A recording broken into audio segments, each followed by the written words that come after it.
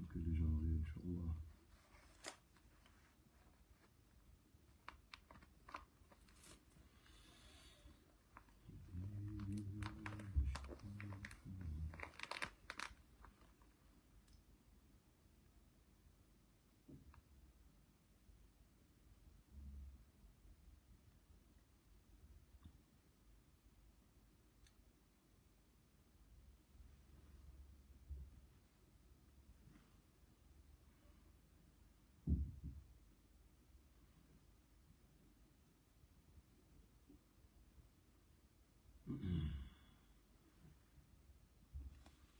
On va commencer.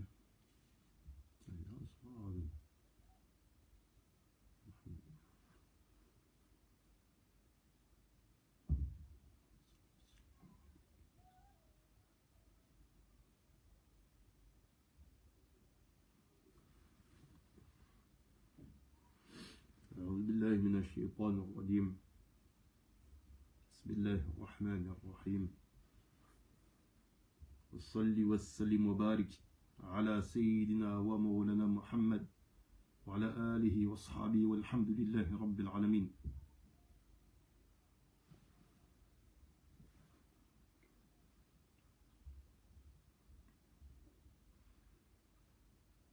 اللهم صل على سيدنا محمد الفاتح لما أخلق والخاتم لما سبق ناصر الحق بالحق والهادي إلى صراطك المستقيم وعلى آله حق قدره ومقداره العظيم.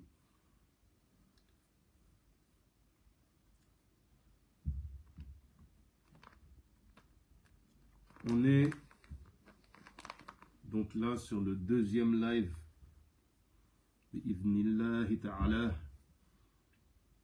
qui présente ce qui touche au Cheikh Ahmadou Bamba al-Bakiyou, plus connu sous le nom de Khadim Rasoul, aussi Cheikh al-Khadim, et aussi souvent voilà, faut appeler Serigne Touba.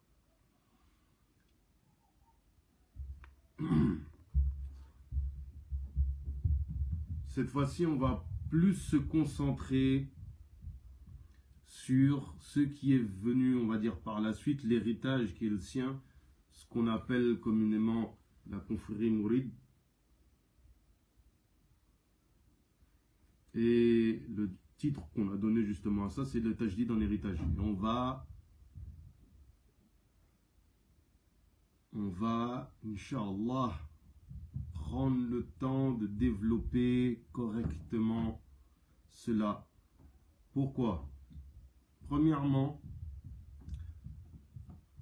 les mourides sont très mal représentés du fait de la désinformation, du fait que on est dans un contexte qui fait que d'une manière générale les tours soufis sont mal représentés souvent. Certaines sont mieux représentées que d'autres parce qu'elles ont des personnalités, des ulémas ou des douas qui clarifient les choses. Et en ce qui concerne les mourides, trop peu, et beaucoup de ce qu'on pourrait trouver est principalement en wolof. Et aussi, par contre, en arabe, on va trouver des choses, mais c'est surtout du travail au niveau de l'écrit. En arabe, on aura des écrits qui ont été faits, un travail qui est fait, et alhamdoulilah, que ce soit en Égypte, que ce soit en Tunisie, que ce soit au Maroc, il y a des étudiants avancés, très avancés, des doctorants qui représentent et qui font un travail au niveau de la présentation du cheikh et de l'œuvre du cheikh. Walillah l'ilham, qu'Allah Ta'ala les récompense tous. En tout cas, dans le monde arabophone, le travail est fait et très positivement. Et on reviendra justement lorsqu'on parlera de la ville de Touba, parce qu'on va présenter la ville de Touba et il y a énormément de choses à dire aussi dessus. Et justement, on va évoquer le fait que cette ville-là devienne une ville pôle et que beaucoup de ulama sont invités là-bas, invités en fait à visiter la ville. Et je précise bien des ulama.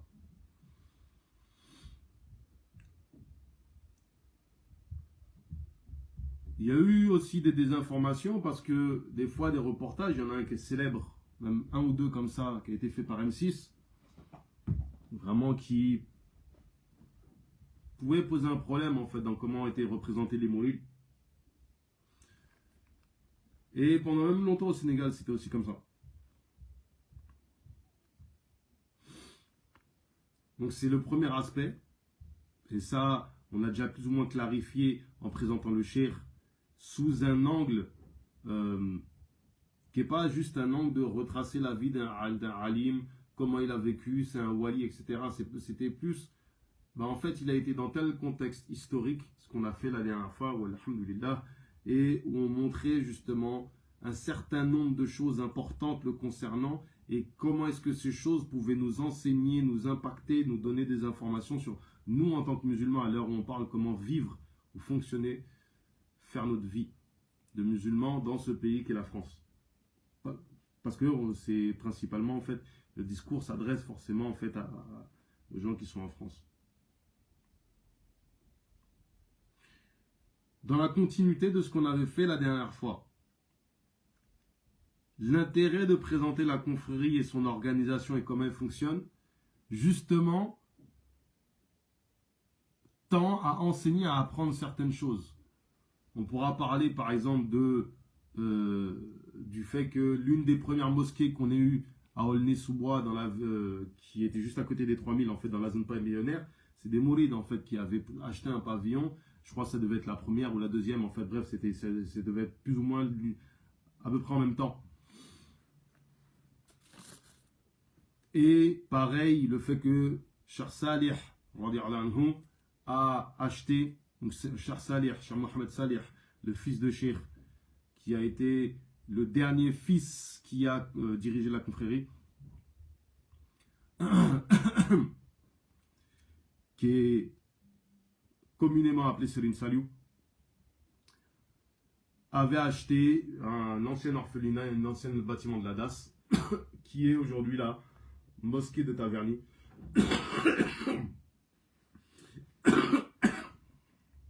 Et on reviendra dessus lorsqu'on va présenter la ville de Touba, notamment.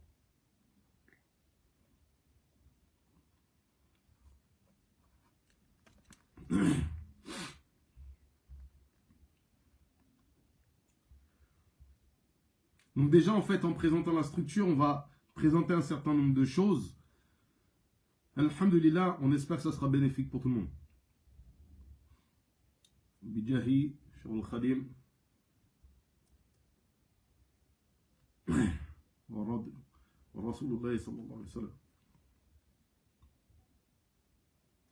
La première des choses qui est intéressante de préciser, c'est à quel moment on peut parler de confrérie mouride.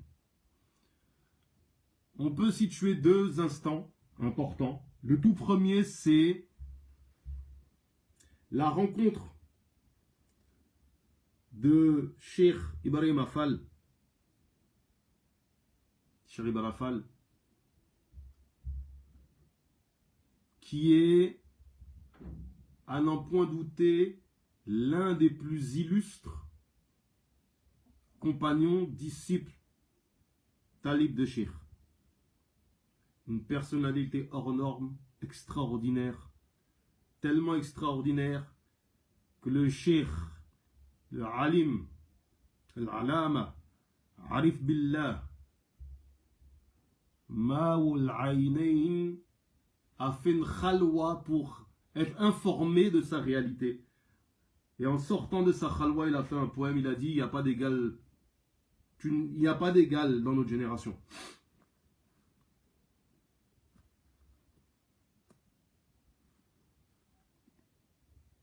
Il y a énormément à dire sur Cheikh Ibrahim et c'est probable que je clôture la série de live sur le Cheikh et la confrérie mouride sur Cheikh Ibrahim et probablement même les Baïfal.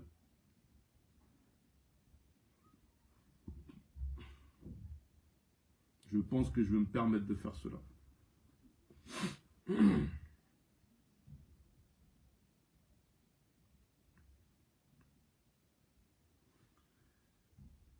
Pourquoi cette rencontre entre le Cheikh et Cheikh Ibra marque le début de la confrérie pour certains? Pour bien comprendre, il faut dans un premier temps préciser une chose. Cheikh, on l'avait rappelé, faisait partie d'une catégorie de ulama dans la Sénégambie qu'on appelle Serin Faketal. Les ulama qui se chargeaient de l'enseignement, c'est-à-dire le travail de terrain. Ils s'occupaient des petites gens. On avait parlé du fait qu'il y avait des réseaux de zawiya, de madrasa, de dara où ils enseignaient, etc. Et que les recherches tendaient à prouver que c'est eux qui avaient ancré l'islam dans la région de Sénégambie.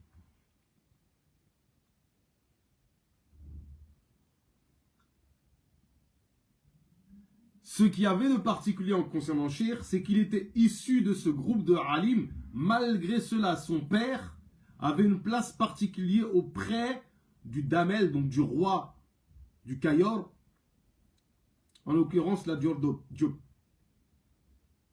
Pourquoi? Parce que de mémoire, c'est son arrière-grand-père qu'on avait appelé pour s'installer dans la région, parce qu'on avait vu en lui un savant et quelqu'un de sage. Et en le faisant s'installer dans la région, on l'avait honoré, notamment de la fonction de conseiller. Chose qui à la base n'est pas le rôle d'un Serin Faketal. Le Serin Faketal n'a pas de relation directe avec le pouvoir. Souvent les pouvoirs se méfiaient d'eux justement, parce qu'en fait ils étaient plus ou moins, ils avaient une certaine forme d'indépendance. Là en l'occurrence, Cheikh, le père de Cheikh, Mammar Antasari, Cheikh Mohammed al-Baki, était non pas un magistrat comme le sont les Serin Lamp, qui était justement la catégorie de ulama dans laquelle étaient recrutés les magistrats. Non, donc c'était pas un juge, c'était un conseiller. Et cette fonction de conseiller était vraiment rejetée par Cheikh, qui ne voulait pas avoir de rapport avec les hommes de pouvoir. Et justement, cette relation, le adab que Cheikh avait envers son père faisait qu'il ne lui reprochait pas, mais il se sentait très mal à l'aise. Et quand son père est décédé, on a voulu lui donner la fonction de son père auprès du roi. Et là, Cheikh s'en est détourné, notamment a écrit un poème avec ce sujet en disant que les gens sont étonnés de mon attitude, mais il ne faut pas qu'ils s'étonnent. Ils me disent que je me détourne des rois, mais non, je me tourne vers Allah. C'est-à-dire qu'il me considère... Son action ne revient même pas à se détourner des rois. Son action revient à se tourner vers Allah. Son action n'est pas se détourner. Il ne les considère même pas.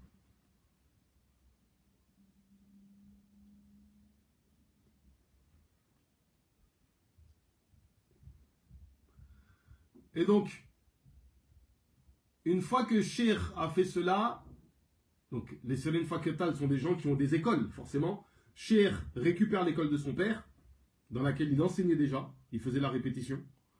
Et il dit à tous les élèves, écoutez, si vous êtes venus ici pour apprendre le Coran, la Sharia, etc., vous pouvez partir, il y a d'autres écoles. Moi, je vais m'occuper de vous éduquer par la himma, la tarbiya, c'est-à-dire qu'il était rentré maintenant dans son projet d'éduquer spirituellement.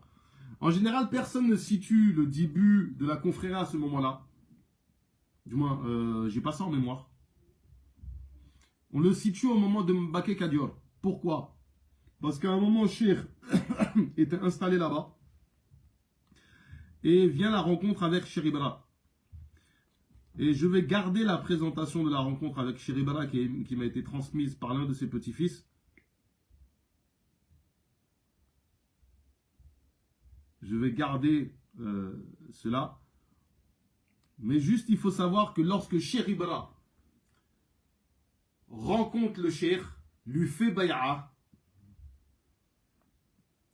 Pendant 3 ans, il va être dans un hal. Comme j'ai dit, on va présenter Cheikh Ibra plus tard, Inch'Allah.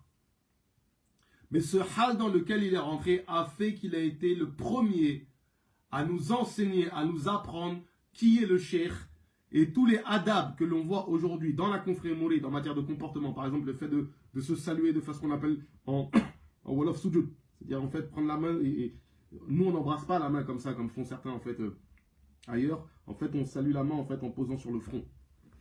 La main se fait comme ça.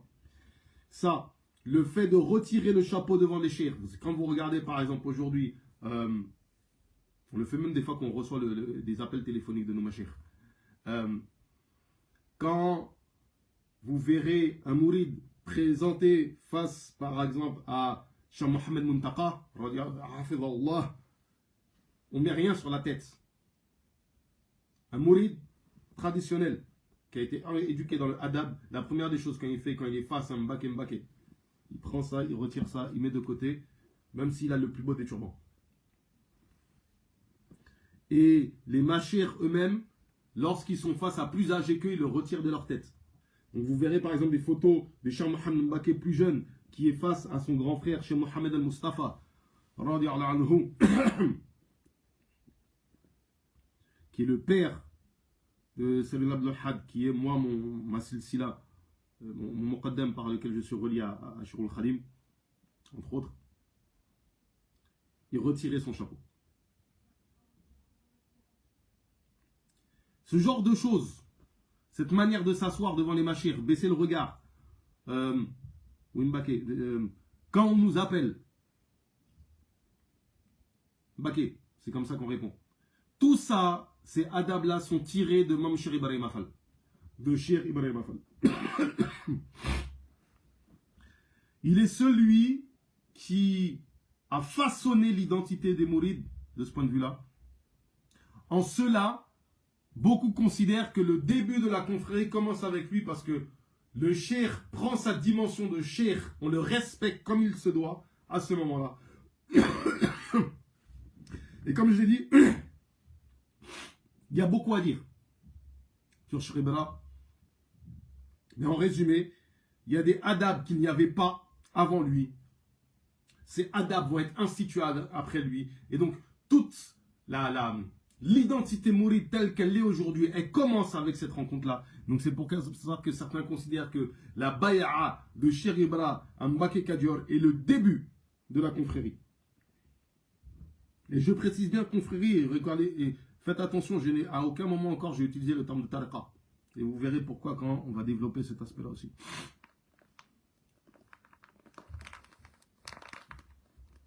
Cette rencontre est très importante et de mémoire, elle se fait, si je ne me trompe pas, je crois que c'est le 17 Ramadan. Quelque chose comme ça. Alors, je vérifie, mais j'ai oublié la date. 17 ou 18 Ramadan. La deuxième date souvent qu'on donne, c'est celle de Sarsara. Pourquoi Sarsara? Sarsara, c'est en Mauritanie. C'est pas loin du village de Nabaria. Pour ceux qui connaissent un petit peu, pour ceux qui s'intéressent en fait aux ulama maliki de notre époque. Nabaria est un des pôles majeurs de l'éducation et de la transmission de madhhab maliki aujourd'hui. En Mauritanie et dans le monde, beaucoup de gens, notamment en France, qui enseignent le madhhab maliki ont été formés là-bas.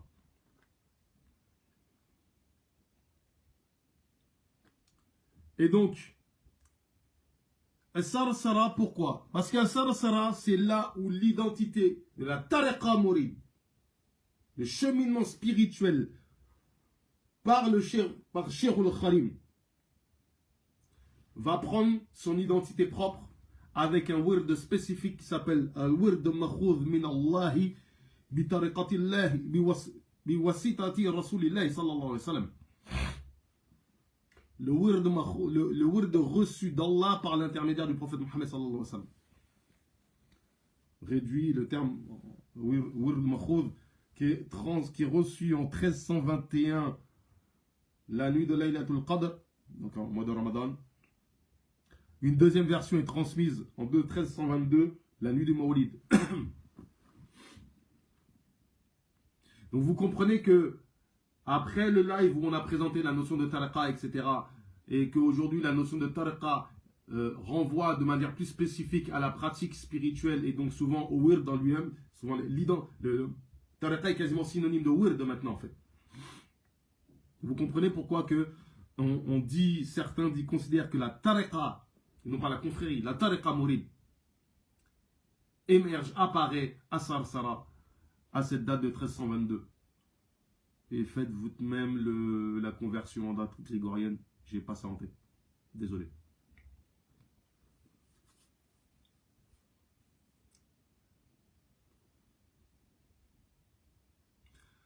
Donc les origines de la confrérie et de la tariqa, on peut les situer de cette façon-là. En général, c'est ce qu'on fait. Je le fais dans une démarche, on va dire, d'information scientifique, que les gens soient informés et connaissent, parce que c'est le but ici. Mais ce n'est pas l'essentiel de ce qu'on veut présenter. La première des choses, c'est qu'est-ce que l'organisation de ces confréries et qu'est-ce qu'il y a de particulier. Et ça, c'est important, vraiment. Cet aspect-là, vraiment, j'insiste dessus, la notion de confrérie. Pourquoi? Parce que dans un premier temps, on avait dit la semaine dernière que Cheroul Khadim se présentait comme un moujadid. Et qu'il avait fait un tajdid au niveau d'une organisation de la communauté. Et cela se voit typiquement dans l'organisation de la confrérie. Et justement, dans l'organisation de la confrérie, ce qu'on avait dit la dernière fois, de s'organiser en communauté dans un milieu qui est hostile.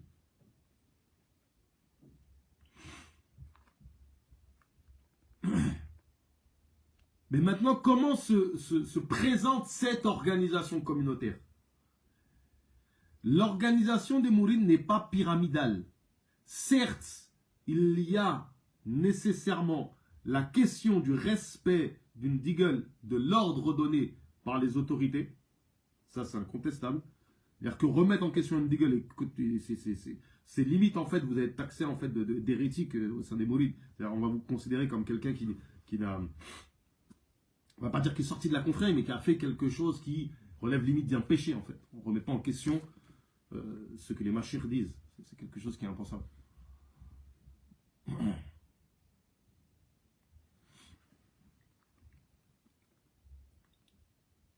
C'est-à-dire que le ndigel, l'ordre donné par les chouyours, le ndigel, c'est un terme qui est wolof. L'idée, ça serait l'idée d'ordre, de amr. Mais c'est aussi l'idée de ibn, de permission qui est donnée. Travail, prière, discipline. Ou prière, discipline, travail. Prière, travail, discipline. Ce sont trois notions, si vous voulez, qui sont l'identité même. Qui sont l'identité même de la confrérie. Cette idée de la prière, le travail, la discipline. Et donc, dans l'idée de discipline, il y a l'idée d'obéir, de répondre à l'ordre donné. Maintenant, comme j'ai dit, ce n'est pas pyramidal. Pourquoi ce n'est pas pyramidal? C'est semblable à l'organisation qu'il y avait à Médine, à savoir qu'il y a un pôle. Il y a celui vers qui on se dirige tous. À Médine, évidemment, c'est le prophète Mohammed sallallahu alayhi wa sallam. Celui vers qui on puise notre force, notre savoir, tout ce qui va faire que, en tant que musulman, on va se rapprocher d'Allah Ta'ala. Tout ce qui va nous permettre d'avoir notre identité de musulman. Le prophète Mohammed sallallahu alayhi wa sallam, c'est un pôle, c'est vers lui qu'on se dirige. Maintenant, il y avait des personnes qui étaient, pour ne pas dire des relais, mais comme si étaient des planètes qui elles-mêmes avaient des satellites. Omar ibn Khattab est un exemple frappant de personnes vers qui les compagnons aimaient se diriger pour avoir des réponses. De la même manière que pour des compagnons comme Ali ibn Abi Talib, Karamallahu wajhah, Abu Bakr as-Siddiq, Mu'adh ibn Jabal, etc. Il y avait les Aws et les Khazraj, les Banu Aws et les Banu Khazraj, qui tous étaient organisés en fait en tribus. Et il y avait des chefs de tribus. Cette organisation n'est pas pyramidale. En fait, c'est comme si on avait un pôle, un centre, autour duquel gravitait un certain nombre de petits amas. Et il y avait une énergie qui circulait, qui partait du prophète Mohammed sallallahu alayhi wa sallam, qui était retournée vers lui et que lui-même redispatchait. Ça pouvait être par exemple financièrement. Un compagnon qui donnait au prophète sallallahu alayhi wa sallam et le prophète Mohammed sallallahu alayhi wa sallam redistribuait. De la même façon que le prophète sallallahu alayhi wa sallam pouvait donner un conseil à quelqu'un et ce conseil était bénéfique pour tout le monde et il se répandait. L'exemple des Ahl Soufa qui demandent au prophète sallallahu alayhi wa sallam une adoration qui leur soit spécifique, à savoir les barakatos salihat, après les 5 prières surrogatoires, les 5 prières obligatoires, qui au final se répandent chez tout le monde. Et le prophète Mohammed sallallahu alayhi wa sallam de dire les bienfaits d'Allah ne peuvent pas être, voilà, ils se répandent.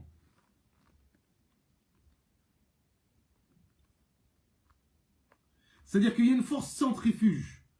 L'exemple, je pense, le plus parlant de ça, c'est le cas des Banu Aws et des Banu Khazraj qui faisaient la compétition. C'est extraordinaire cette histoire-là. Vous savez, ici on parle la guerre des services de police en France, ou aux États-Unis, la guerre des services de renseignement entre la DE, comment ça s'appelle, la CIA, le FBI, je ne sais plus comment ils s'appellent leur, c'est pas DEA, mais enfin DEA aussi. Mais les départements d'État, les trucs comme ça, ils ont des conflits de services. Eux, ils se mettent des bâtons dans les roues pour s'empêcher d'avancer, ces idiots. Chez nous, les Banu Aws et les Banu Khazraj faisaient ce travail de renseignement, principalement de l'assassinat.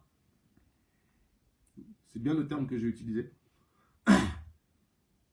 Et donc, ils se disaient, dans telle tribu, il y a tel chef, il faudrait qu'on l'élimine. Parce qu'on sait que si on l'élimine en l'éliminant lui, peut-être qu'ils vont désigner un nouveau chef et que ce chef-là, il sera plus en notre faveur et donc on aura une nouvelle alliance. La géopolitique. Donc un coup, les Banu Aws, ils se disent, là-bas, ce chef de tribu, on se débarrasse de lui.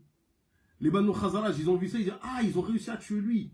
Non, on va aller voir telle tribu, on va se débarrasser de leur chef. Il fallait la compétition comme ça. Dans le khayr. Se débarrasser des ennemis de l'islam. Tout ça pour plaire au prophète Mohammed sallallahu alayhi wa sallam. Mais cette recherche de l'agrément du prophète Mohammed sallallahu alayhi wa sallam, sa finalité, c'est le renforcement de la communauté islamique, le renforcement de la Ummah. Chez les mourides, ça se traduit souvent dans une compétition qui ne dit pas son nom. Ça, c'est un fait. On ne le dit pas, c'est pas dit évidemment. Dans le fait d'apporter à la confrérie, dans un effort collectif. Pendant un moment, on investissait dans la mosquée Masalikul Jinan qui est à Dakar. Parce qu'on n'avait pas encore de mosquée construite par les mourides à Dakar. Donc il y avait une compétition entre on va dire, certains cheikhs qui recevaient des dons des gens qui leur étaient rattachés et puis ils donnaient au calife. C'est commun chez les mourides d'annoncer la somme qui a été donnée au calife par tel cheikh. Très commun. Et c'est pas quelque chose qui est vu comme indécent chez nous, pas du tout. Il y a un côté très positif. Pourquoi? Parce que comme je dis tout à l'heure, il y a une idée de compétition qui ne dit pas son nom. Ah, lui, il a donné tant, machallah, il faut qu'on donne nous aussi. Ça, c'est intéressant de l'organisation de chefferie pour nous l'expliquer. Cheikh avait fait 70 machir.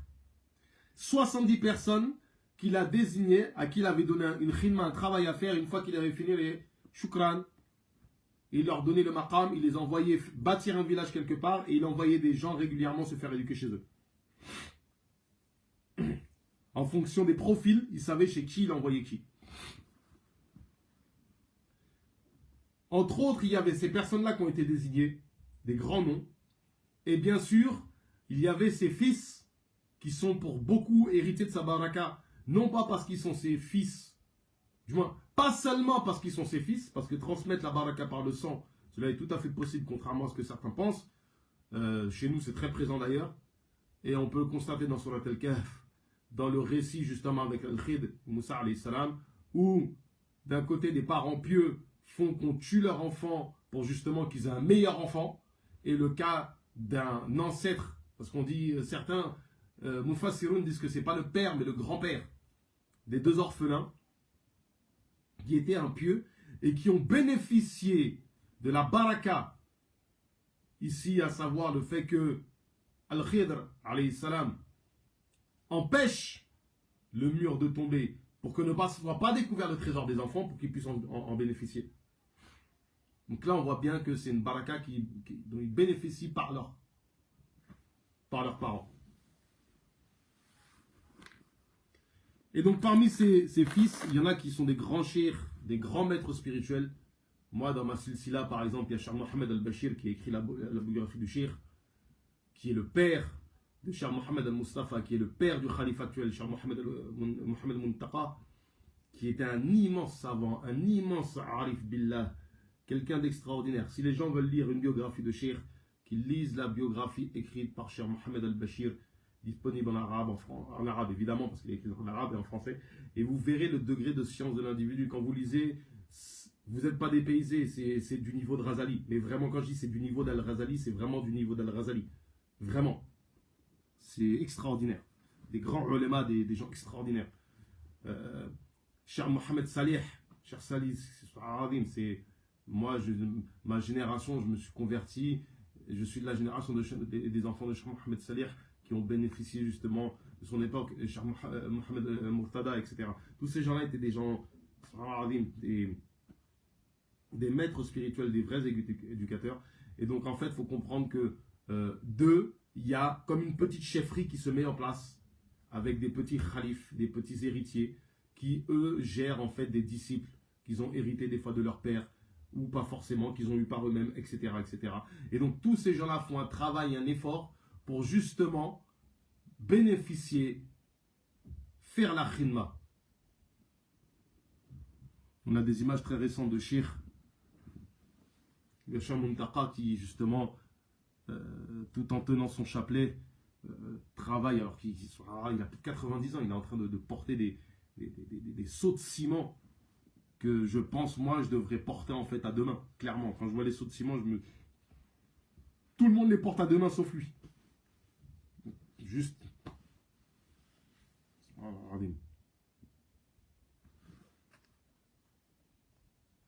Donc ces différentes chefferies travaillent de concert pour donner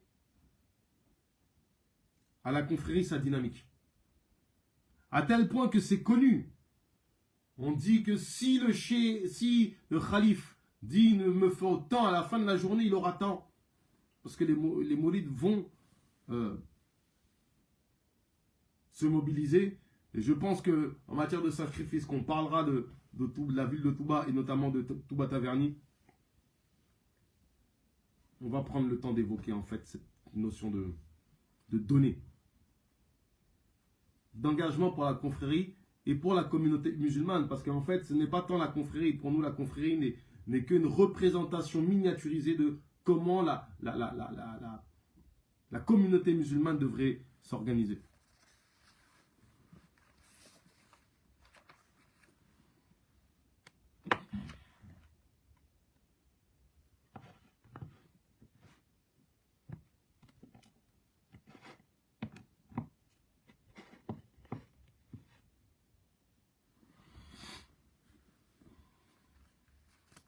L'autre chose, parce qu'on parle ici d'héritage du Tajdid.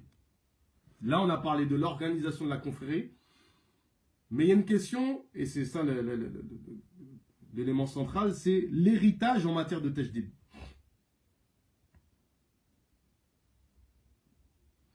Cheikh, à son époque, dans sa région, était un arbitre plusieurs fois dans des conflits. Ma conviction personnelle, là que je partage, c'est que les mourides sont censés avoir ce rôle d'arbitre dans les conflits entre les communautés musulmanes aujourd'hui. Ça va même des fois au-delà des conflits au sens où on entend, parce que nos machères ont un rôle social au Sénégal qui est extraordinaire. Il y a des anecdotes au Sénégal sur la force,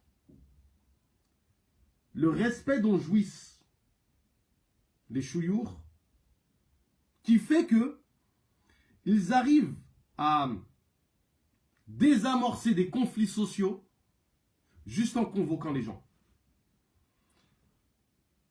Une anecdote comme ça, conflit social au Sénégal, au niveau des professeurs, je crois que ça doit être lycée ou quelque chose comme ça, conflit avec le ministère, ils sont en grève. Ça dure, impossible de régler. Touba convoque le ministre, l'État, Touba convoque les professeurs, les assoit et dit c'est quoi le problème? Les professeurs disent Mbake, Cheikh, si jamais tu nous dis de reprendre le travail, demain, cet après-midi on reprend. Bismillah, reprenez le travail. Vous, pourquoi vous les fatiguez? Payez-les, non? Fini.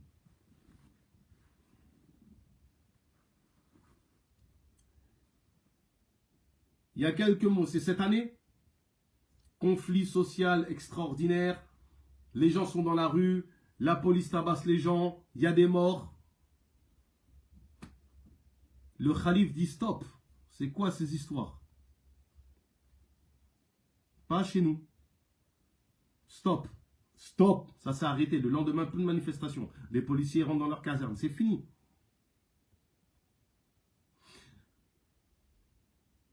Il y a eu des inondations. Le khalife a fait encore plus efficace que ce qu'on fait en France quand il y a des catastrophes naturelles. Il a fait des équipes de 3 ou 4 personnes qui allaient là où il y avait des sinistrés et qui enregistraient toutes les problématiques des gens, calculaient qu'est-ce qu'il leur fallait, etc., etc. On leur versait justement une indemnisation et de quoi encore tenir la route pour un petit moment. Gérer les problèmes réels, concrets, être arbitre, gérer la cité. L'organisation de la confrérie est pensée de telle manière qu'au final, on a des personnalités où on retourne en modèle d'organisation de société, autant les Khulafa Rashidoun, c'est-à-dire que non seulement le dirigeant est quelqu'un de alim, mais c'est un hakim. C'est quelqu'un qui fait partie des arif billah, des gens qui sont dans une proximité avec Allah, des dirigeants qui sont à la fois des dirigeants zahiran wa batinan. Chez les mourides, même si le khalife n'est peut-être pas le qutb, c'est-à-dire le qutb spirituel dans la confrérie, parce qu'il a une garantie qui a été donnée par le shir qui a toujours un éducateur chez nous. À l'époque, par exemple, du khalife précédent, celui qui a précédé Cheikh Mohamed Muntaka, à savoir Cheikh Sidi Mukhtar, le disait, le shir de notre époque, c'est toi. Il disait, ah, c'est le Muntaka. Nous sommes là par l'âge. Et on parlera justement du mode de succession et pourquoi est-ce qu'il est fait comme ça. Pareil, des questions de urf, des questions de pertinence, d'intelligence, et on va revenir encore sur Cheikh Ibrahim Afal. Toujours dans cette idée d'héritage, faire perdurer ce tajdid. Cette khidma, qu'est-ce qu'elle veut dire? Dans quel contexte? Qu'est-ce que cette organisation qui tourne autour de la khidma? Qu'est-ce que cette population, comment elle s'organise autour de la khidma?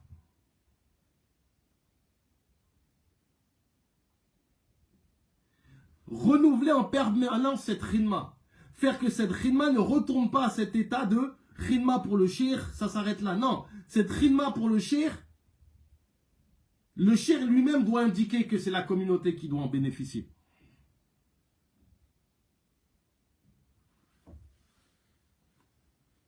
C'est pour ça que par exemple en ce moment, l'investissement qui est fait chez les mourides, c'est dans l'université de Touba.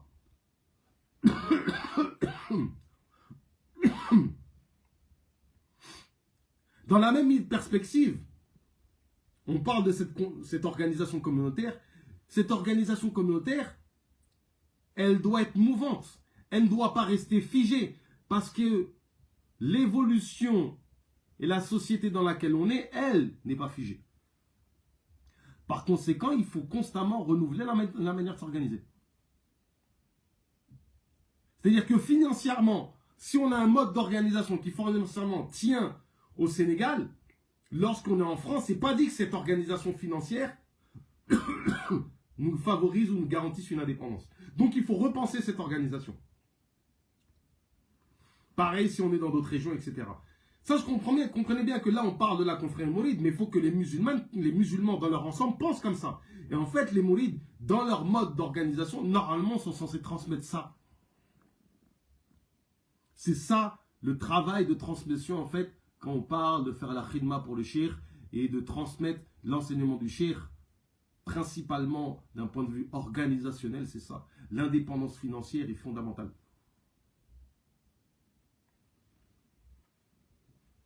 L'exemple de cela, c'est la hadiya.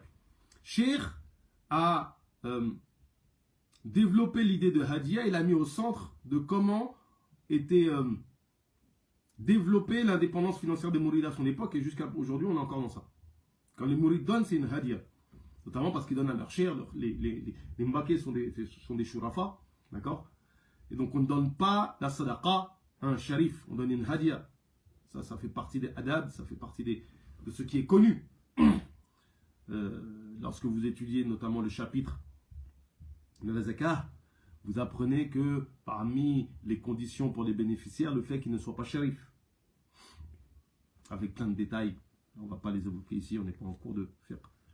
Et encore moins en cours de zakah.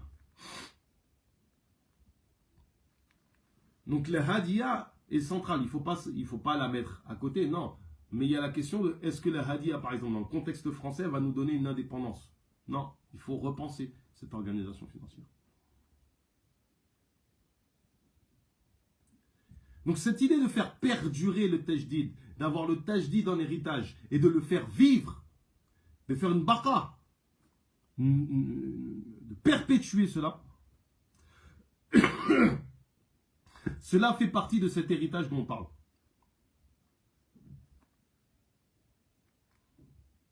Alors,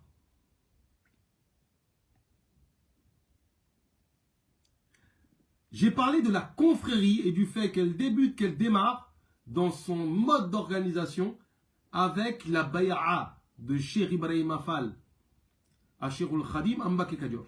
Et j'ai parlé du début de la tariqa à Sarsara.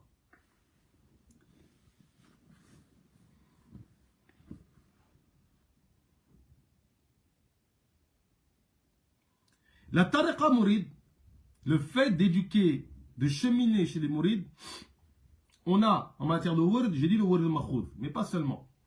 On a les trois awarad, Qadiri, Shadili et Tidjani. Parce que le cheikh, dans son cheminement spirituel, les avait reçus dans un premier temps, Tabarukan. Ensuite, le prophète Mohammed sallallahu alayhi wa sallam lui a repris ces awarad-là qu'il avait reçus par le Tabaruk, avec, dans une vie, dans une perspective de Tabaruk, pour ensuite lui donner lui-même. Le prophète sallallahu alayhi wa sallam lui a donné ces awarad-là, ces turuq-là, en lui donnant à lui-même, en tant que détenteur de ces turuq. De la même manière qu'elle avait été donnée aux trois mashir. Ensuite, il a dit aux trois shir, faites de Cheikh al-Khadim un shir de votre tariqa, c'est-à-dire donnez-lui vous-même, le prophète sallallahu alayhi wa sallam a ordonné à Cheikh Abdul Qadir Jilani, à l'imam Shadili et à Cheikh Ahmed Tidjan de donner le ibn, de donner le wird au shir. Et le shir, pendant des années, a pratiqué les trois awarad dans un même temps, enfin, ensemble. C'est-à-dire, c'est pour ça que chez les mourides, il est commun, c'est normal, de trouver quelqu'un qui a le wird Tidjan, le wird Qadr, le wird Shadili, etc., qui le pratique. Même qui le cumule avec le wird Makhoud, parce que cela fait partie des conditions de wird Makhoud, de cumuler les awarad si vous avez plusieurs awarad. Avec des conditions. Est-ce qu'on présente le wird Makhoud? Les règles, non, on ne va pas présenter les règles. Juste, on va rester sur cette question de L'autre aspect de ce qui sert à la tarbiya chez les mourides, il y a les qasidas de Shir al-Khadim.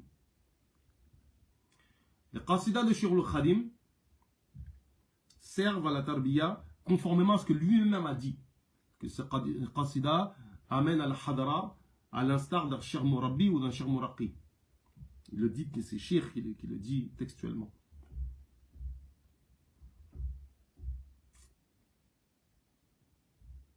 C'est en général ce qui est le plus répandu chez les mourides, le fait de prendre le qasida et de le pratiquer. Alors, l'un des soucis qu'on a au Sénégal le plus souvent dans les communautés Wolof, c'est que il y a un certain nombre d'adab à avoir avec les qasidas, notamment le fait d'avoir un ibn pour le prendre comme un wird. C'est des choses qui ne sont, on va dire que chez les mourides, il y a beaucoup de nos chiours, notamment l'un de mes chirs qui est Cheikh Khalil Mbake, le fils de Cheikh Absa, et qui est par sa mère le petit-fils de Cheikh Salih, qui est un grand arif billah, un soufi, qui aussi m'a donné le ibn sur le Mahroud, qui justement souvent enseigne les adab vis-à-vis de qasida. Mais le fait de cheminer au sens khas, c'est ça qui est important. Et c'est sur ça que je veux insister.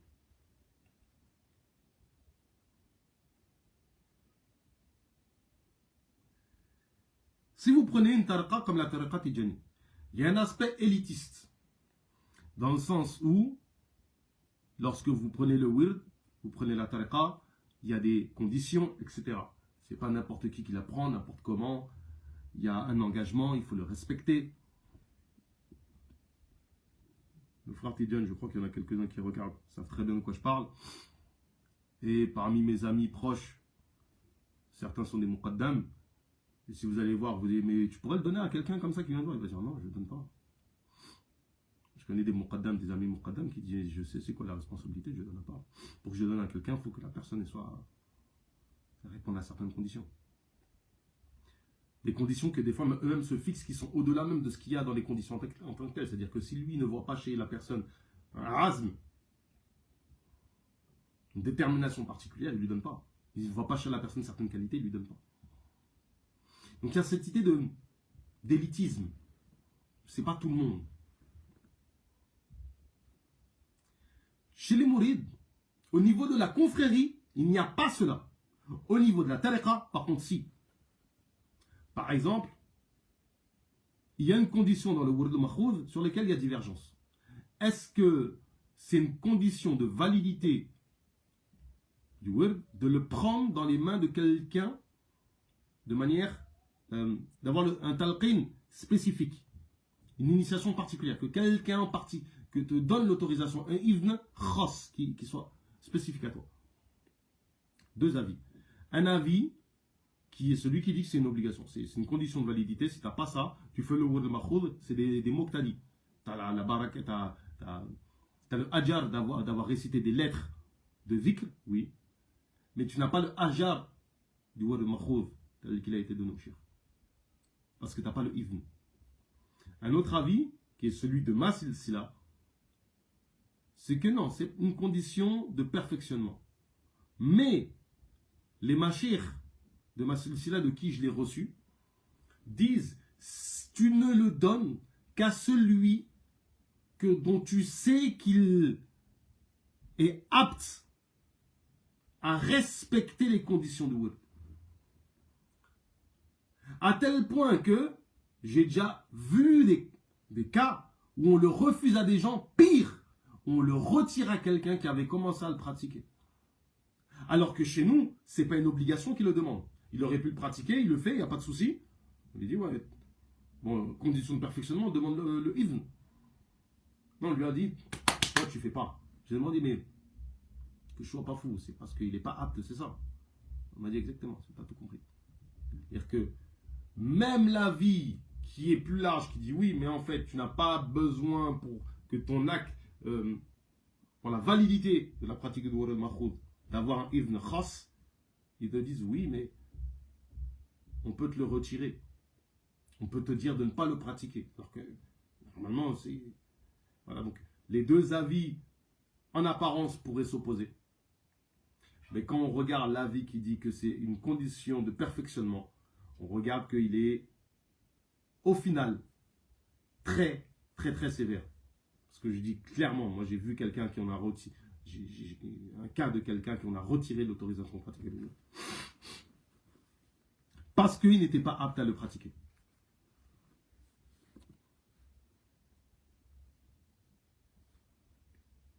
Donc l'idée de cheminement, c'est normal d'avoir un mouride qui fait ses 5 prières par jour, qui n'a pas spécialement de zikr, qui même ne lit pas de qasida. Non, c'est normal.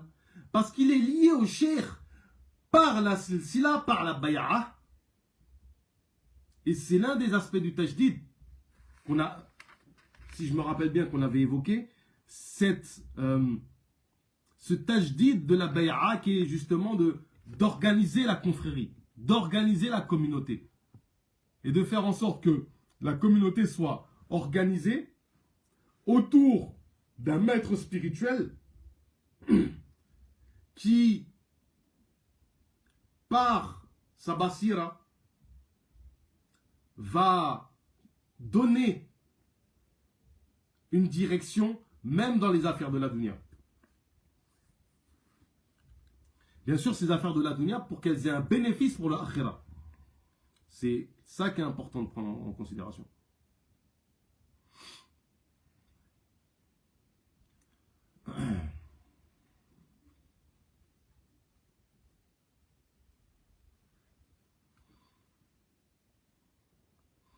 Donc,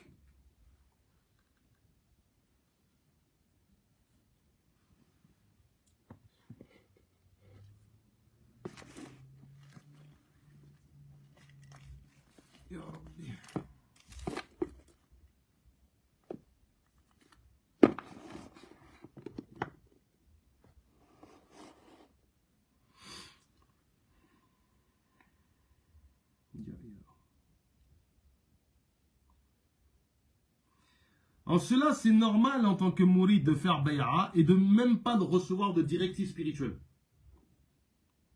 Le simple fait d'être intégré à la confrérie est l'équivalent d'une conversion. Vous intégrez en fait la communauté. Maintenant, qu'est-ce qu'il convient de faire? C'est à vous en tant qu'individu de faire votre démarche. Qu'est-ce que vous voulez? Vous voulez être un simple musulman qui a une baraka sur lui parce qu'il a une relation avec un cheikh? Il a un lien avec un cheikh par une bay'a? Ou est-ce que vous voulez vraiment être quelqu'un qui chemine spirituellement? En clair, la confrérie mouride rassemble sous la même appellation de mouride ce qui est connu comme un muhib, quelqu'un qui aime un cheikh et ce qui gravite autour de lui, et le mouride, celui qui a pris l'engagement spirituel avec le cheikh qui a été initié spirituellement. De façon claire, en fait, chez les mourides, l'organisation des mourides revient à cela.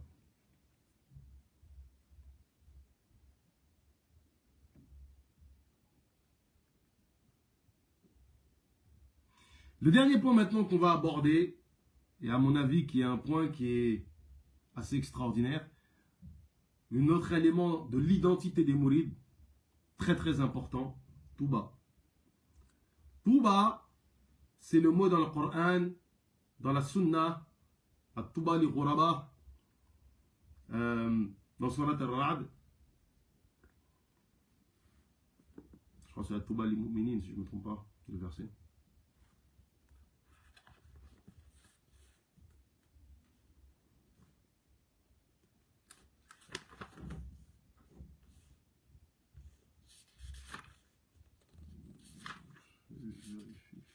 Ya Rabbi.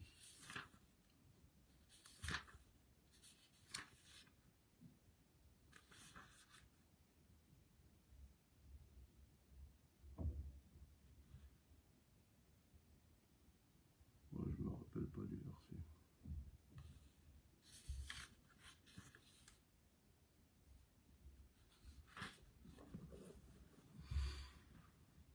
Et c'est aussi, comme ce qui est rapporté, le nom de l'arbre de Sidra al-Muntaha. du fameux arbre.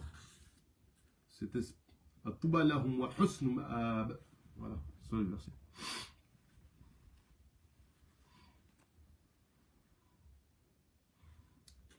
Touba, c'est ce qui est rapporté justement dans les traditions des musulmans d'Afrique de l'Ouest, c'est que c'est une ville qui était recherchée. C'est un endroit où il y avait une baraka spirituelle particulière qui était recherchée par plusieurs awliya. À tel point que quand vous regardez en Afrique de l'Ouest, il y a plusieurs villes qui s'appellent Touba en vérité. Il y en a une qui s'appelle Touba en Guinée, une qui s'appelle Touba au Mali, etc. Mais le vrai Touba serait le nôtre, notamment du fait qu'elle a pris une dimension que n'ont pas pris les autres. Et que finalement, sa découverte a été exclusif au cheikh. Et à cet endroit-là, il y avait un arbre. Cet arbre-là n'y est plus. Apparemment, c'est là où est la tombe actuelle du cheikh. Et il a débroussaillé. Il y avait des fauves, des animaux, il les a chassés de là. Personne n'avait jamais commis de péché, etc.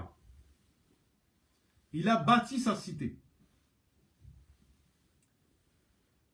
Et cette cité, cette ville, est ce qu'on peut considérer comme étant une ville-nation. Elle est partie intégrante de l'identité des Mourides.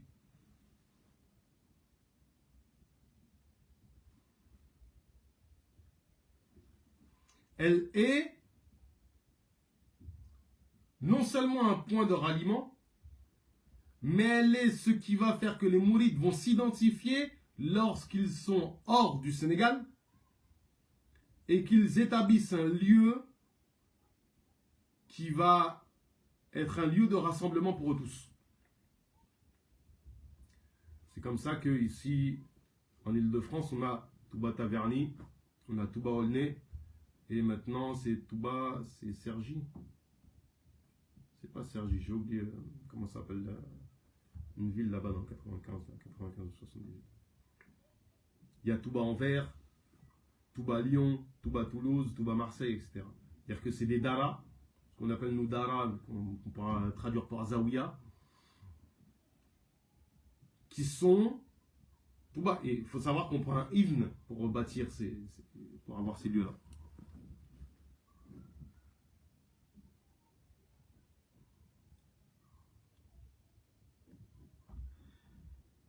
L'identité de Touba et l'objectif de cette ville, Cheikh a écrit un poème extraordinaire qui s'appelle Matlabul Fawzayn, dans lequel justement il fait une série de dua, de supplications et demande à Allah Ta'ala de faire de cette ville une ville qui préserve les individus justement de tout ce qui va être banditisme, où est-ce que les gens y trouvent la paix, les gens y trouvent la science, que ça soit une ville d'Al-Qur'an, etc. Donc un certain nombre d'invocations qui, pour la plupart, sont exaucées en fait.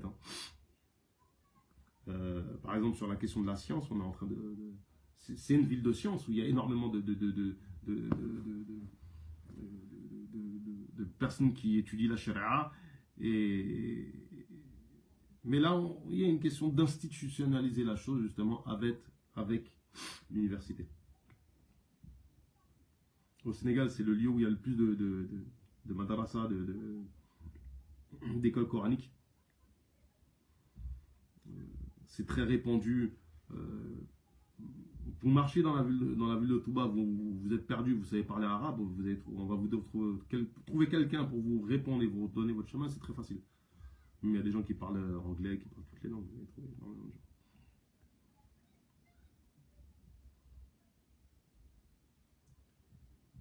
L'identité de Touba est marquée justement par sa mosquée.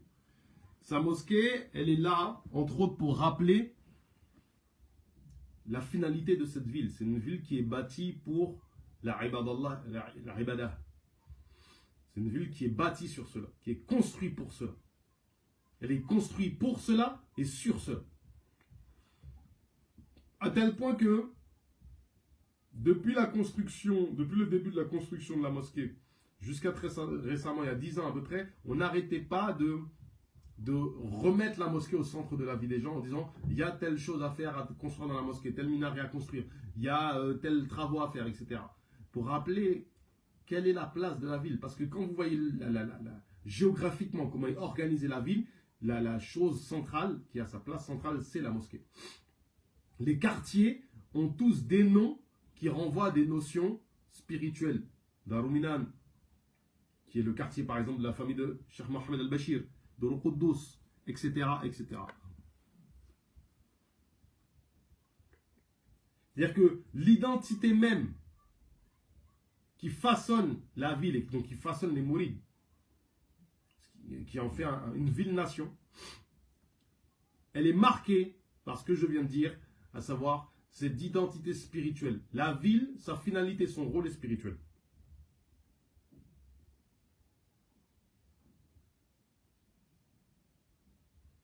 Petite parenthèse sur le cas de Touba Taverny, pourquoi c'est intéressant. Touba Taverny, pour faire très très court, et il y a une vidéo qui traîne quelque part comme ça sur YouTube, sur la présentation de Touba Taverny, où moi, avec Abdallah Fahmi, on fait une présentation de Touba Taverny. À l'époque, j'enseignais encore là-bas aux enfants.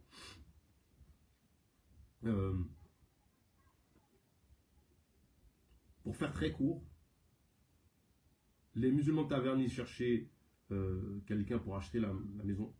Ils sont allés dans le golfe, etc. Ils n'ont pas trouvé.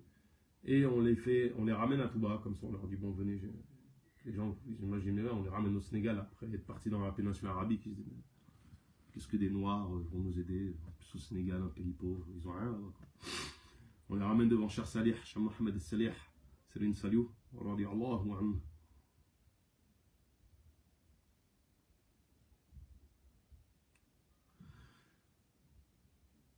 On monte le dossier à Cheikh Salih. Cheikh Salih, il regarde le dossier, il dit qu'est-ce que vous voulez faire avec ça? On va faire une mosquée, les 5 prières par jour, faire les prières de Eid, faire les prières de Jumu'ah, les enfants apprennent le Coran, apprennent les hadiths, apprennent la prière, etc. Et alhamdoulilah, c'est la meilleure des choses. Ça coûte combien? 3 millions de francs, d'accord. Ça aurait coûté 10 millions de francs, je vais racheter quand même. Je ferme le dossier.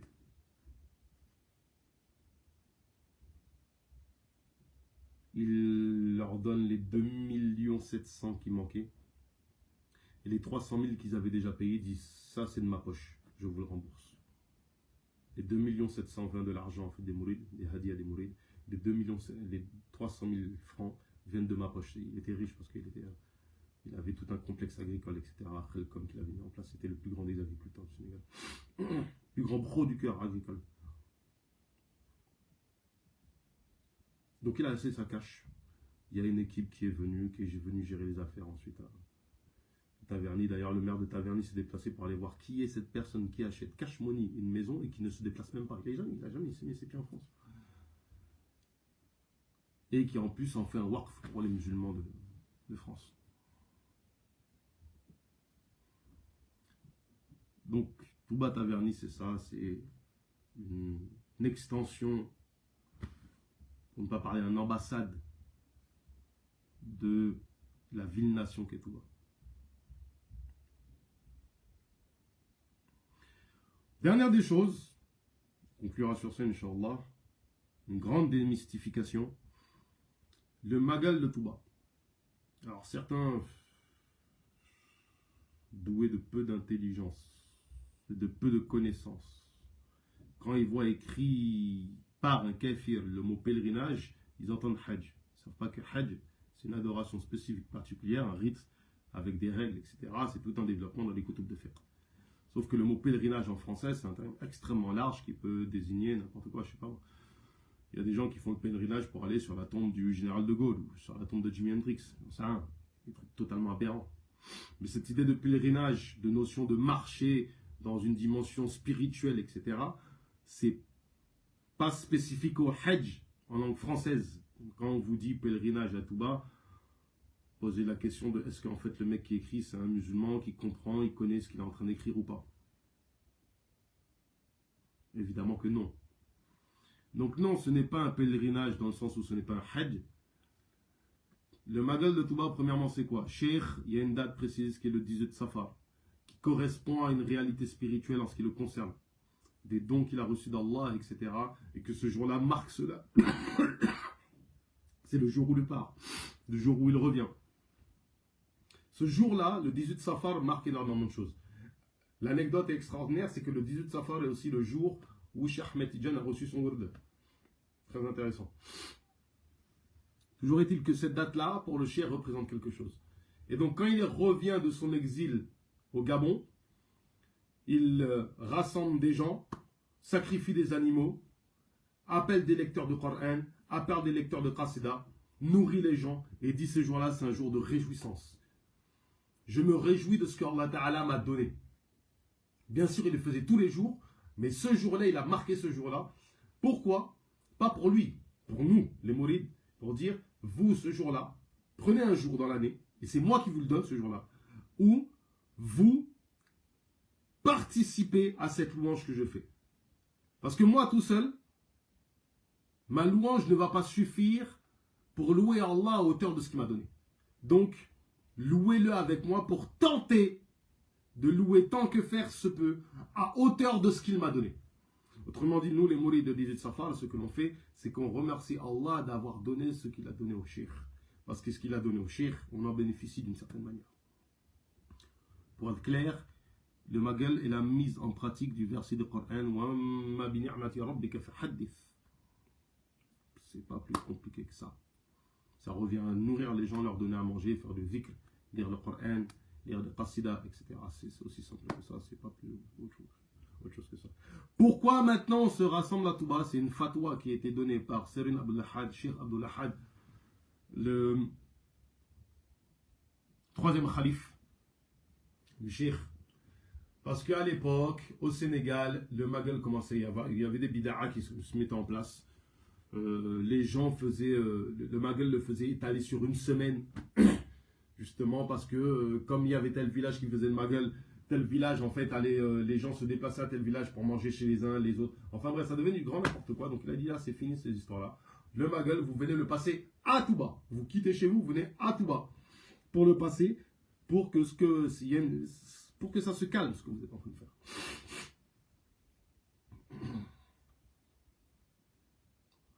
Lorsque l'on est hors du Sénégal, la tradition veut qu'en général on se rassemble dans des daras de Touba, justement, Touba Taverny, Touba Olner, etc., pour perpétuer cette pratique de louange, de madah envers Allah pour le bienfait qui nous a été donné, à savoir le cheikh et les bienfaits qu'on a donnés au cheikh.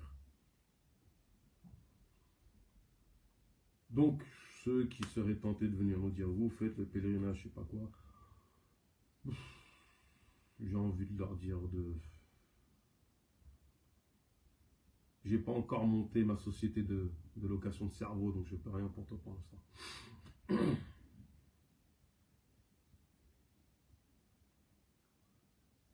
Walillah lilhamd, je crois qu'on a terminé avec la présentation de l'organisation de la confrérie. Inch'Allah, comme j'ai dit, on va conclure avec la personne de Cheribra et on dira pourquoi lui et pas d'autres. Et on évoquera le cas des Baïfal, qui est une branche, si on peut dire comme ça, c'est pas vraiment une branche, mais des mourides qui est assez énigmatique, qui demande clarification. Et on tentera, tant que faire se peut, de clarifier cela, en présentant notamment la personnalité extraordinaire de Imam Cheikh Ibrahim Fall. ربي زدنا علما وعملا وأدبا وفهما وهب لنا يا أكرم في التلاوة خيرا كثيرا منك والحلاوة اللهم اتنا في الدنيا حسنة وفي الآخرة حسنة وقنا عذاب النار اللهم صل على سيدنا محمد الفاتح لما أخلق والخاتم لما سبق ناصر الحق بالحق والهادي إلى صراطك المستقيم على آله حق قدره ومقداره العظيم سبحان ربك رب العزة عما يصفون وسلام على المرسلين والحمد لله رب العالمين. S'il y a des questions, bismillah.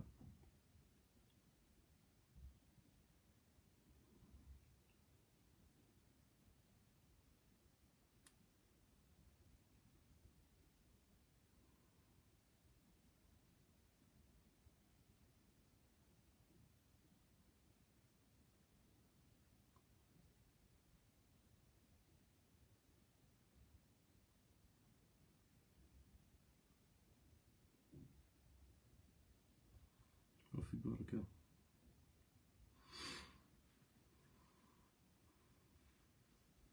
وفيك بركة.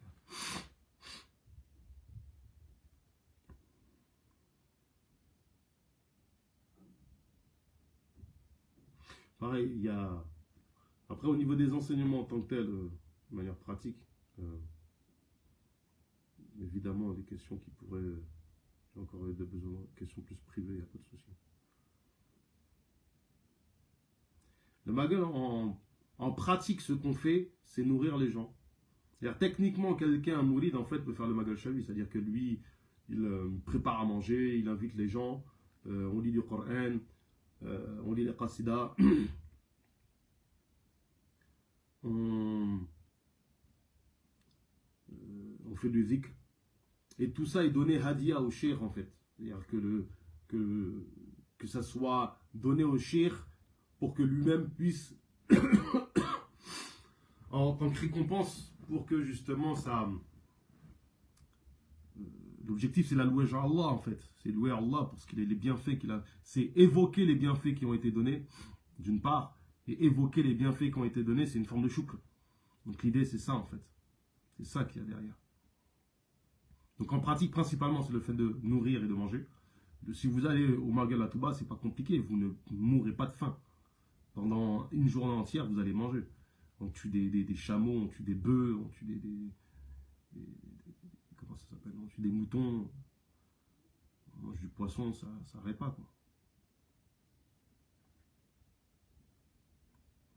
Je crois que Magal, si je ne me trompe pas, en Wolof, c'est l'idée de célébration. On célèbre. Le fait de rendre célébrer, c'est l'idée de rendre public.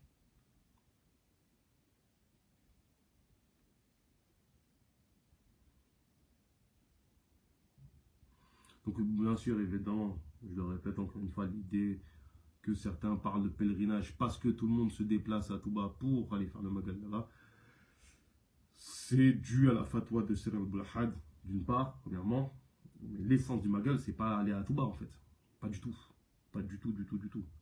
On y va à cause de la fatwa du shir, du khalif. Maintenant, c'est pas un pèlerinage du tout. C'est-à-dire que techniquement, d'ailleurs, si on prenait le terme pèlerinage tel que l'utilisent les koufars, le fait de se déplacer dans la ville juste pour aller visiter le shir, le maqam du shir, ou visiter le khalif, c'est un pèlerinage en fait chez les kafirs. Ils disent pèlerinage, c'est la même chose pour eux. Bon, comme il y a des gens, ils ont leur cerveau, ils l'utilisent d'une manière, voilà quoi. Baïfal, c'est un mouride. Alors que l'idée qu'un baïfal ne soit pas mouride, on présentera le cas des baïfal la prochaine fois.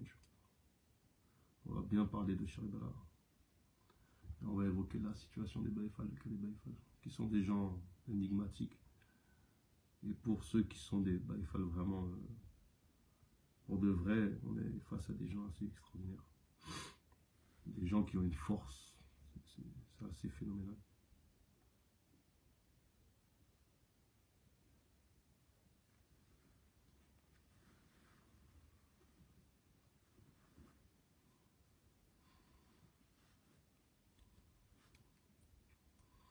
Est-ce que ça existe des mourides pas maliki ash'ari? Ouais, j'en connais un. Il a pris la baïa il n'y a pas longtemps. J'en connais un, ouais. C'est le seul cas que je connais. C'est moi qui lui ai donné le word d'ailleurs. Mais ouais, ça peut exister. En théorie, ça existe. En théorie. En tout cas, il y en a un cas concret, oui. En l'occurrence, Hanafi. Mais ouais.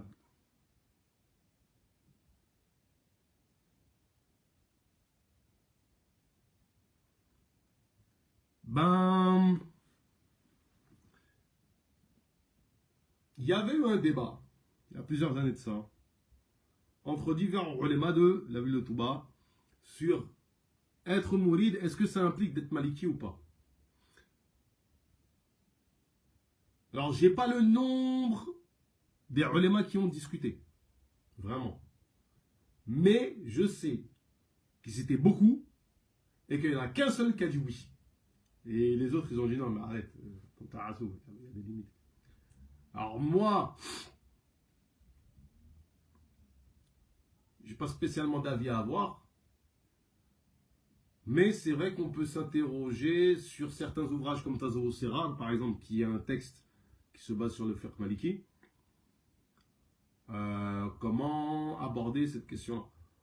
Mais, étant donné que la tariqa, c'est-à-dire le fait de cheminer spirituellement, nécessite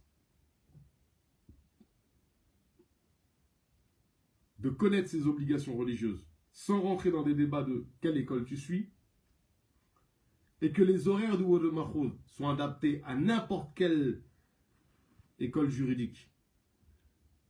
Il n'y a pas de... Même pour les qassidas, il n'y a pas de question qui va se poser, de problématiques légales, etc. Je pense que pour des questions contemporaines, il faudrait voir la personne comment elle s'organise, par exemple, dans son école. Je sais pas, moi, un truc tout bête, le foot, la divergence qu'il y a sur le foot à l'heure actuelle, parce qu'il y a vraiment une vraie divergence sur le foot à l'heure où on parle.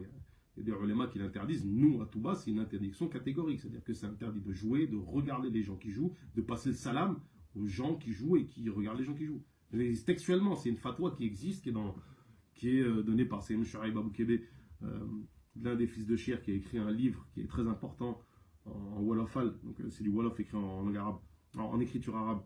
Et justement, il donne cet avis sur le foot. Il dit que c'est haram, point, catégoriquement. Alors, j'ai pas discuté de la ila, du pourquoi de l'interdiction.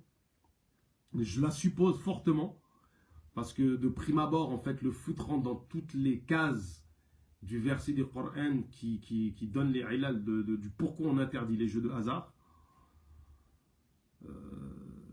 Ou ce qui est assimilé, en fait, toutes les distractions qui sont assimilées, et le foot rentre dedans. Donc ça crée de l'inimité entre les gens. C'est une perte de temps. Les gens quand c'est une perte de temps. Les gens quand ils y jouent, ils sont tellement pris qu'ils calculent pas ce qu'ils se voient. Tu parles à quelqu'un qui est en train de regarder un match, il t'oublie. Tu lis le salam, il va même pas te répondre. Ils oublient le zikr quand ils sont en train de jouer. Alors bien, Al-Adou, créer l'inimité entre les gens, ouais, parce que en fait les gens sont violents quand ils jouent au foot. Même quand vous jouez au quartier, les gens s'insultent. Ah, espèce de con. Donc, sur une question comme ça, par exemple, je sais pas. Ouais, ça fait limite. Je sais pas, par exemple, comment. Je pense, à mon avis, que quelqu'un qui est mouride, forcément, va être sur la fatwa qui est de Natouba. Après, chez les mourides eux-mêmes, beaucoup ne suivent pas cette fatwa-là. Je sais pas, moi, il y a un joueur là, à Marseille, il n'arrête pas de montrer des photos, des images du Cher après avoir marqué un but. Honnêtement, moi, c'est moi, je le prends, je l'attrape, je le frappe. Pour moi, il mérite d'être frappé si on suit en fait la vie de Cher. Faire ça, c'est comme en fait aller dans un bar et puis montrer une photo de Cher. Mais bon, il y a bien des gens qui chantent, qui sont sur scène et qui vont montrer une photo de Cher aussi. Donc, c'est un même ordre d'idée. En tout cas, clairement, c'est un cas concret. L'interdiction du foot, qu'est-ce que quelqu'un fait? Est-ce qu'il va suivre un avis d'une autre école ou je sais pas. Des choses comme ça. Ça va être plus sur des questions contemporaines au final que ça pourrait poser problème. Parce qu'il y a les questions du passé, enfin du passé qui sont déjà réglées dans les koutoub de fer. Bon, bah, c'est des divergences actées, khalas. Tu vas voir ton cher, ton muqaddam, il va te dire, ouais, mais suis ton école, c'est quoi le problème? Pas de souci. Dans les Maliki, moi je connais pas l'école que tu suis, je vais pas te dire.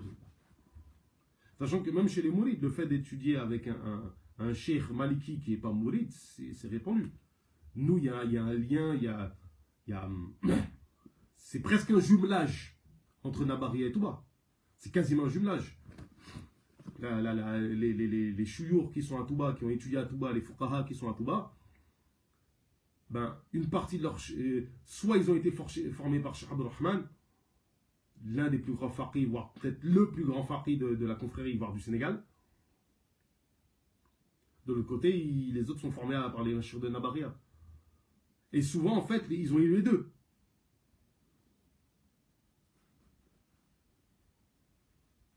Non, c'est pas avec les Tidjani, c'est avec la Mauritanie. Au Sénégal, il y a des conflits des conflits.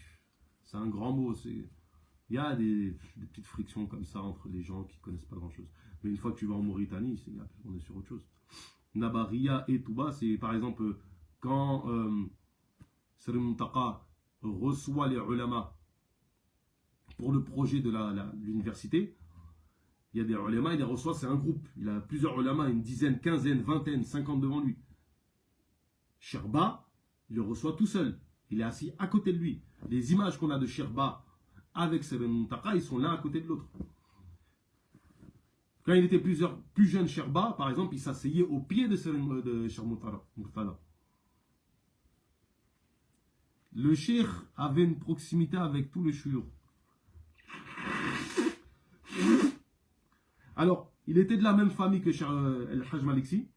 Ils sont de la même famille. Ils sont, je crois que c'est son neveu à deuxième ou troisième génération, un truc comme ça. Ça doit être la mère de Hajj Maliksi. C'est la cousine de Cheikh par un de ses oncles. J'ai plus la ligne entre eux, mais en tout cas, ils sont de la même famille par la mère de Hajj Maliksi. C'est une Mbaké, ouais. Soit c'est une Mbaké, soit c'est sa mère ou son père qui est Mbaké. En tout cas, parmi les grands-parents de Hajj Maliksi, il y a des Mbaké. Ils sont de la même famille, c'est des parents, vraiment, des parents-parents. Après, à la base, en fait, le cheikh a une silsila Qadri, sa première silsila, c'est une silsila Qadriya, proche de la famille de Cheikh Sidi Baba, aussi proche de Cheikh Mohamed Al-Fadl, qui est pas Cheikh Mohamed Al-Fadl, des fils de Cheikh Mohamed Al-Fadl, à savoir Cheikh Saad Bou, et Cheikh, que j'ai cité tout à l'heure, Maoul Aynayn. Pour les Chazili, il y avait une branche de la Chaziliya qui était présente en Mauritanie. Et Cheikh est très proche d'eux aussi.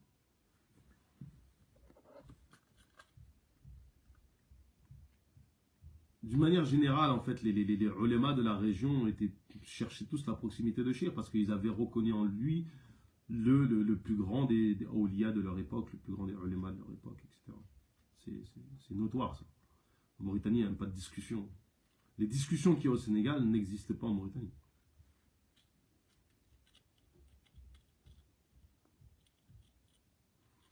Après, moi, par exemple, si je prends ma situation à moi, ben, communément, je suis proche en général, souvent des petits jeunes. Ils sont souvent dans mon entourage, des choses comme ça. La Salatul Fatihi, bah déjà elle est dans le Wird. Ensuite, le Cheikh, dans plusieurs poèmes, la met en tarjuma, en introduction. Et on a un poème, Mawab al-Qudus, Mawab al-Nafi', qui contient les asrar de Salatul Fatihi. Pas seulement, de Surat Ikhlas, des Kalimatu Shahadatayn aussi, et de Salatul Fatihi. Elle est beaucoup utilisée aussi par certains chouurs, plus que d'autres, des choses comme ça.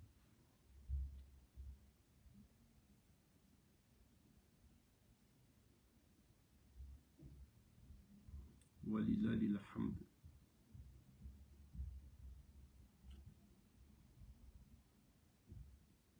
S'il n'y a pas d'autres questions, on va s'arrêter là, Inch'Allah.